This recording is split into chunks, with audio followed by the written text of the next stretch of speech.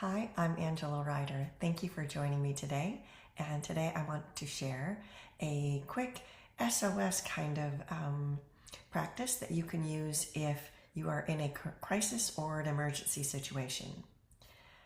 Now, when you're overthinking or overwhelmed and trying to figure things out, of course you can ask for guidance.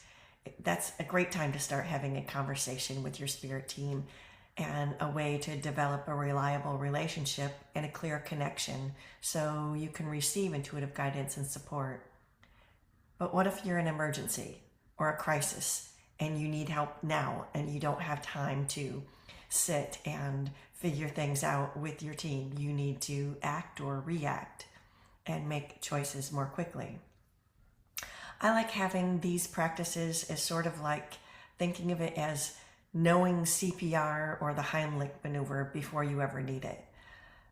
So it's something that doesn't even take a lot of practice, but it's an easy one that you can always do. So having a strong connection and trust with your intuition means that with just a breath and hand on your heart, it can instantly create a sense of calm, which allows you to know the next step and creates a trust and ability to take it. So it's the practice of connection so that you're not reacting to fear, you're actually moving and responding to that inner guidance. Okay, so that's like a daily practice to be able to put your hand on your heart, be able to connect in and create a reliable connection. But what do you do if you're in an actual emergency? This is a physical emergency where you need to help yourself or another to safety. You can always call on your spirit team for help. Help. And just with the intention that it goes out there is sufficient. And your next steps need to be taking immediate action to respond to the emergency. This isn't the time for putting your hand on your heart and going, oh no, what am I going to do? You may not even be able to think in that moment, but just the need to trust and follow your instinct and those reactions to remedy the situation in the moment is all you need to do. But once you're out of the emergency, hand on heart, get back in your body, take a few deep breaths, and then call on your spirit team for specific help, support, and guidance for your next steps. Those emergency type situations are like the big spike. You react with your instincts for safety and creating safety for yourself or another. And then you need to make sure that you ground again and get back in your body so that you can either intuitively be guided and know what your next steps are, or to be able to get yourself into a space to be able to know what the next steps can be. So a crisis situation, this isn't an emergency, but chances are usually in a crisis situation are moments where deep down you may have already felt, or there's been indications that something was brewing, but you weren't ready to address it yet, or you didn't trust you could address it yet. So those are the situations that kind of all of a sudden here they are and you have to address it. But sometimes you really are blindsided. You feel like it's out of the blue and you didn't sense it was coming. That happens too. What makes it a crisis is that it's a change point. You have to make choices and you have to take actions that are quick, but you don't necessarily have to take them exactly in that moment. Maybe you get 10, 15 minutes, or maybe you get a few days or a couple hours. But this isn't like an instinctual type of grab the kids and go situation. This is like, oh no, this just blew up. I'm going to need to make some choices and I'm going to need to make them quickly, but I want to do it with as much support and embodiment as possible. So if it's a blind spot or the thing that you were hoping would never blow up blew up, this is where you are. You're needing to make a choice point. So with a crisis, you'll want to have a couple practices to slow your mind, which may already be running on fear scenarios, and just take a few moments to bring yourself back in connection with your body and your heart.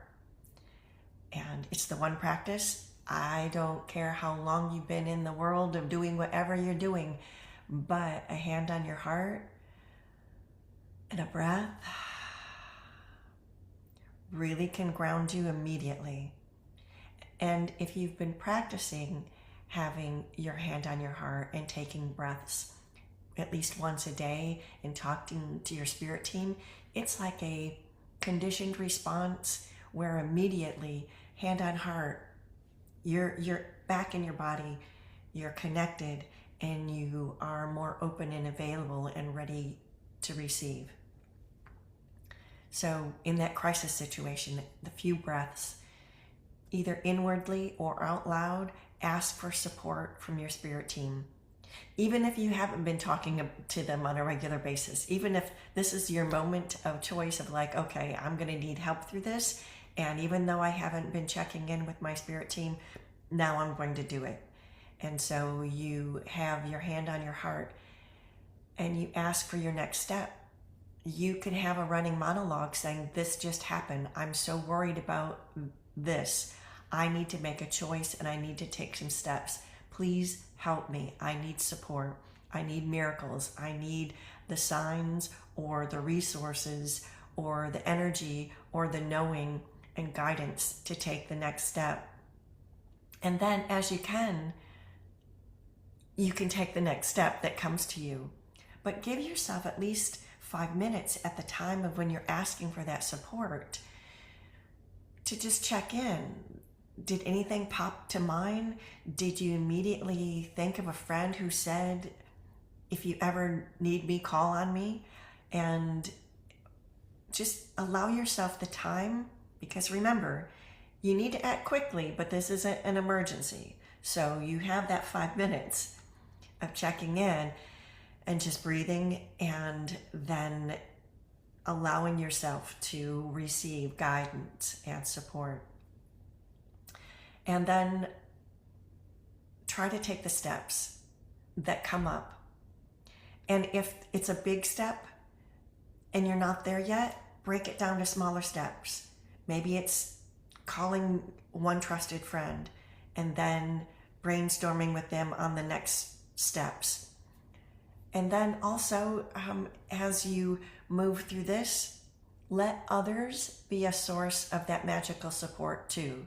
You know, ask your team for inner guidance, synchronicities, signs, gifts, miracles, and then also ask others to be a source of that magical help too.